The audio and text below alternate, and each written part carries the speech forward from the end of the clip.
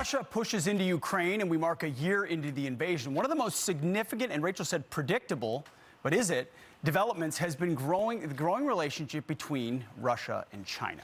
But how did this alliance start? Let's go off the wall to look back at the two countries' key moments in history. Wasn't always an easy relationship between Russia, or then the Soviet Union, and China. If you look back starting in the 1960s, there was a split between the two communist nations at that time, Pete. And that was the moment both of them emerged from different contexts, right? So you had the Communist Manifesto and Marx and the rise of communism.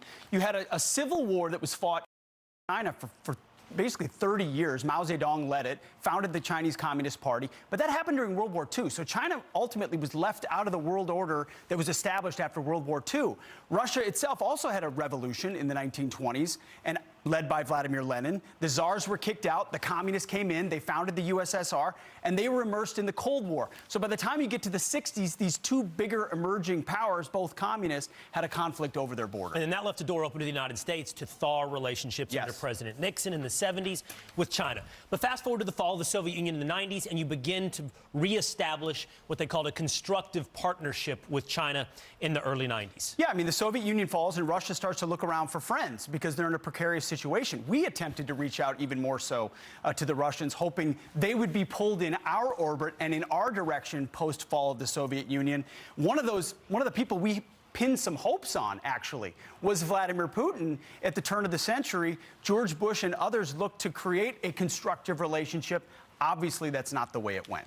China's current leader, Xi Jinping, steps in 2013, visits Moscow early on in his leadership of China. And then there is the Russian invasion of Crimea, which begins sort of the first domino to fall in our current tensions over in Eastern Europe. And the U.S. sanctions Russia for that annexation of China. For sure. So we allow it to happen. It happens. We come out against it, but Xi Jinping is willing to back Vladimir Putin.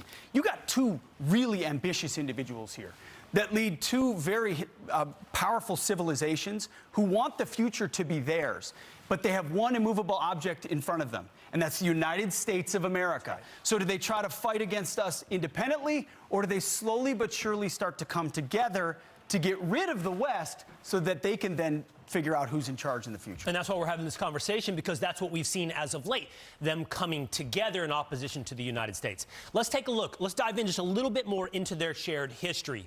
1991, they sign a border agreement. Now, they share a 2,600-mile border to China and Russia. So if they decided to squabble over that endlessly, you could, and that's what the first war was premised on in 1960.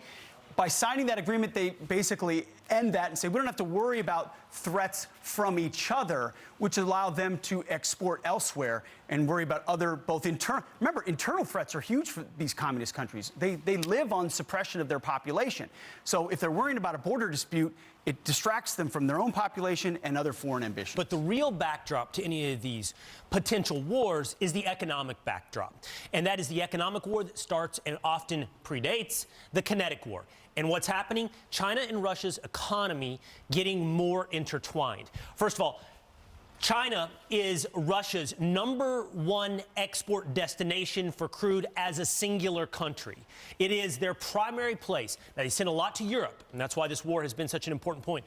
But in the wake of that, China has become their #1 single recipient of Russian oil exports. And much like the rest of the world, China then turns around and exports telephones, computers, technologies, and others into Russia. Again, what a great relationship. We'll give you energy, we'll give you the technology, which already comes with the ability to censor, because the Chinese do that so well. The Russians want to do that as well with their population. So as we push more and more sanctions, the relief valve for the Russians are the Chinese, willing participants economically to continue to fuel Russia's economy. I found this stat fascinating. Of the 60 automobile brands sold in Russia, 14 are left. 14 out of 60 brands are left. 11 of those car manufacturers are in China. Yeah, China is willing to bankroll as a backstop Russia right now. The big question that we'll introduce in the future is, what if it becomes weapons also? Pushing for more tourism from the Chinese, fewer Europeans visiting Russia in the wake of this war, more Chinese visiting. And this is a staggering number. 74% of Russians have a favorable view of China. That's fertile ground for increased partnership between those two countries, especially when there's a lot of dissatisfaction amongst the Russian population of the war in Ukraine. Although Vladimir Putin consolidated a lot of that, and the war has become more popular inside Russia than it was at the beginning. Talk about the oil imports increasing over the last year or so. Let's talk really quickly about the growing relationship between Russia and China just in the past 18 months, last year. Beijing has not condemned Russia's invasion of Ukraine. You know what? Part of the reason they don't want to condemn it is because they don't want their move on Taiwan to be condemned by Moscow. So they've stood on the sidelines here and allowed Vladimir Putin to do what he wants. Russia's turning to cut its dependence on the U.S. dollar, buying up more Chinese yuan. Again, they don't want a world dominated by the U.S. So if the dollar is dominant, their ability to influence international trade is lessened. So Russia turning to the Chinese, massive economy, big significance. And now Xi is preparing to visit China. And now face to face. Yeah. And if they formalize this relationship militarily even more, and we bog down in Ukraine, what happens when when China moves on Taiwan? Exactly. There are many saying that the world has already divided economically between East and West. The real threat next is, do they divide militarily along those very same lines, right, East and West?